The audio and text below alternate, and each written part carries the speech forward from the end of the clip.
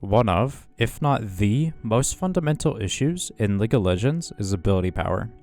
This is because ability power has very few ways to differentiate classes, which means if Riot wanted to make an item for fighters similar to Stridebreaker or Goredrinker, there isn't a whole lot they could do to stop other champions like mages and assassins from picking them up and abusing them, which is a big reason why AP items are not only very boring, but also severely lacking in numbers, despite AP having more classes than AD. And while AD is nowhere near perfect either, needing updates of its own, it's far better at differentiating classes due to a few things, which all end up stemming back to the fact that AD works on abilities and basic attacks, whereas AP only works on abilities.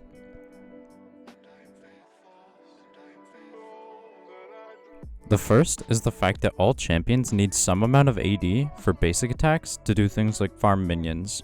which creates 3 different AD values, being base, bonus, and total. What this does is create a decent enough scenario for Riot to separate assassins and fighters. They do this by giving assassins bonus and the fighters base and total. It kinda works because assassins already want to do nothing but build full AD for the lowest time to kill as possible, whereas the fighters want more survivability and attack speed for extended fighting. Putting more base AD on fighters and less on assassins means that fighters can more easily build non-damage based items like Thornmail or Sunfire, and have their items provide less total AD without being hurt so much, whereas the assassin with their bonus AD scalings are hurt much more for each singular AD they sub out for something else like a fighter item. This is why champions like Riven, Renekton, and Darius end up hurting so much and kill you so quickly, because their damage is based on bonus AD for some reason, which inherently punishes them for building the items that have less AD in favor of more survivability, and can emphasize these champions to have more bursty assassin-like playstyles, rather than their intended fighter playstyle. The second way AD differentiates classes is attack speed, which is a stat that dictates how many basic attacks you can get off in a time frame, essentially being ability haste that is unique to basic attacks. What this means is that due to the time element, it is heavily tied to sustain damage, which means it's very useful for marksmen and fighters who aren't just going for the burst like assassins, and also means the bonus AD scalings of an assassin item are much worse on them. This is also why so many AP champions have on-hit and 3-hit passives on their kit, because it's a pretty decent way for Riot to link attack speed to them and puts a cap on their burst potential that so many AP champions fall into due to the lack of class differentiation. And this is also why it's kind of odd that there have only really ever been one item that supports this, with the old Rageblade and Wit's End sorta kinda playing into this, but wasn't clear enough and eventually ended up just being changed to another AD item, abandoning the idea of AP fighters altogether. The third and most important is Critical Strike, which is a stat that is fundamentally designed for marksman champions only, and was what I believe the perfect supplementary stat should look like, since it allows Riot to make items that are specific to marksmen and lets them be more creative and unique with the items, since other champions have a much harder time poaching them, for the most part. The way it does this is by having 3 notable traits, being its high investment, its very weak stat diversity, and the fact it only works on basic attacks. This means that while a Renekton could build crit, the weak stat diversity and the fact it only works on basic attacks would mean he is much weaker than if he just built the items his class was meant for. The reason crit needs its high investment through IE only working at 60% crit chance is due to the fact that other champions could pick it up as a one-off item and just pray for the 1 in 4 nuke that lets them win the fight off RNG. Same with marksmen in the era of IE rush, where they were fairly dependent on IE early game due to IE's passive of increasing the damage of that 1 in 4 crit. So what the 60% IE change did was even out that damage leap pre-3 items. The reason for crit's weak stat diversity is due to the fundamental balance of a marksman, which is essentially just their high range and how impactful it is in a game like League of Legends. If marksmen could build tanky items or had high mobility, they would be extremely dominant because those are the counterbalance compensations for the melee classes. This means Riot can only really give them offensive stats and movement speed, since they either don't need or fundamentally can't use any of the other stats. And then lastly, the reason it only works on basic attacks is due to the fact that marksmen are almost entirely based on basic attacks, which is also why scrappers like Lucian and Samira have had crit work on their abilities because it was a pretty fundamental balance point to their class. While I don't think crit is perfect, notably the RNG aspect and the significant spike at 3 items rather than a gradual increase like others,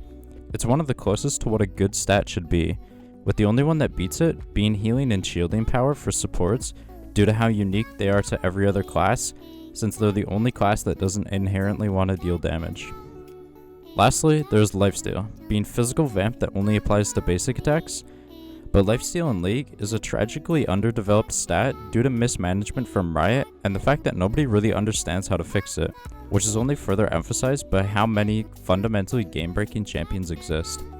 But since this is a longer topic than the others, and the fact that this is about ability power, and how I don't want to go too off topic, I'll just have to save it for some other time. And then, as kind of an honorable mention, there's also on-hit, which I briefly touched on when talking about attack speed. I know it isn't really a stat in the same way the others are, but I think it could be useful because it has the ability to increase the damage of basic attacks without increasing the damage of abilities, similarly to attack speed, which could be potentially useful for a whole new subclass of fighter or marksman, or as just another alternate balance to these classes. Now, if we look back at ability power, we can see that the only supplementary stat that differentiates classes is the healing and shielding power, which means assassins, fighters, and mages are all using the same scalings and the same items due to the fact that they can't release an item specific to any class without the others poaching them. And what this means is that Riot need to be very strict and careful with the items they add or keep, because it's very easy for poaching issues to happen, like when Demonic Embrace was added, and champions like Vel'Koz, Brand, and Karthus, who didn't mind the higher emphasis on sustain-based damage, could easily poach it and do better with the item, because the survivability is much more useful on them. Same with Zhonya's, and how it was clearly meant to be an AP fighter item, with its armor and stasis effect being good survivability, but since there was no stat like crit that stopped mages from poaching it and doing better with it, it meant those mages were fundamentally breaking the balance of the game, which is a huge reason why Zhonya's is such a beloved or hated item, depending on who you ask. Because the people who are abusing it love the freeload they get by building it, and the people who hate it do so because it's quite literally breaking the game and makes champions like Lux way too tanky. Liandry's is another one, where it was clearly meant to be an AP fighter item with its high health, sustained damage focused passive, and bonus damage to slowed enemies that synergized with specific items like Frozen Heart and Rylai's. But then, for some reason in the item rework, whoever was in charge of it just completely butchered it by taking its fighter aspects away and pushing it to be more of a sort of mage poke item, which made those champions like Brand, Teemo, and Malzahar much more burst oriented, further cementing the already poor balance of all APs, just turning into burst champions with enough items. So now that we've explained why ability power is flawed, what could Riot do to fix this? Well, I think everyone who has watched up to this point should understand, and that's just to make the class-based stats like crit to help differentiate classes, which means Riot could not only make more items, but specifically tailor those items to their intended recipients, so that they are much more interesting and fun to use, since Riot no longer need to consider item poaching nearly as much. Now, let's talk about champion balance. Since ability power has been fundamentally flawed from the start, being an issue that is over 13 years old now, it means that a lot of AP champions are fundamentally flawed, being Frankenstein-esque amalgamations of game-breaking kits that were built on the fundamentally flawed foundation and forced to adapt to its flaws. For example, LeBlanc, and how she has been balanced as an assassin, but has high range, good CC, and the ability to get in and out with her Ws, which makes her a very versatile champion and lacks a point of weakness. Another example is the infamous Machine Gun Mage, and how over the years he's gone through so many iterations of people tasked with the job of fixing him, but it was never Ryze that was the issue, it was ability power. Ryze was very clearly designed as an AP fighter, with a CDR sustain-based damage emphasis and spell vamp, but because ability power just ended up making every AP champion bursty, due to the fact that the items couldn't really feature any defensive items due to poaching, it meant Ryze couldn't really have the extended trades he wanted, and ended up just bursting enemies or getting bursted himself. And this is the same with so many champions, where because of the lack of defensive items, Riot's solution was to just push them into other classes that fit how ability power worked, with champions like Teemo, Karthus, and Kennen just becoming bursty assassin-like champions, and this also had its impact on future releases as well, like Neeko and how she has this weird sustain-based damage on hit with her W, but also clearly has a mage-like kit, where she ends up just bursting enemies in a single combo, or how Silas was very clearly meant to be an AP fighter, even going so far as to make him melee this time, but he just ends up one-shotting everything in a single EW combo later on, because it's far more efficient to give into the burst meta than to build Thornmail and give your opponent actual opportunity to outplay you. And here we are now, where Riot's duct tape-esque way of fixing things has led to the state of the game, with these fundamentally game-breaking kits. And I actually don't even know what Riot should do about the kits themselves, because there isn't really just a one-size-fits-all solution. Do they make Teemo a melee, since both fighter and assassins are both melee-based classes, or do they try keeping his range and making him a control mage instead? Do they take away his stealth, blind, and a lot of his burst damage to make him a fighter, or do they take away his on-hit and dot in favor of making him an assassin? What about Karthus, who clearly has a Juggernaut's kit? Do they try pushing Karthus back into being a Juggernaut, taking away his ult and high burst, or do they change almost all of his kit to fit the Q and R burst identity he currently has?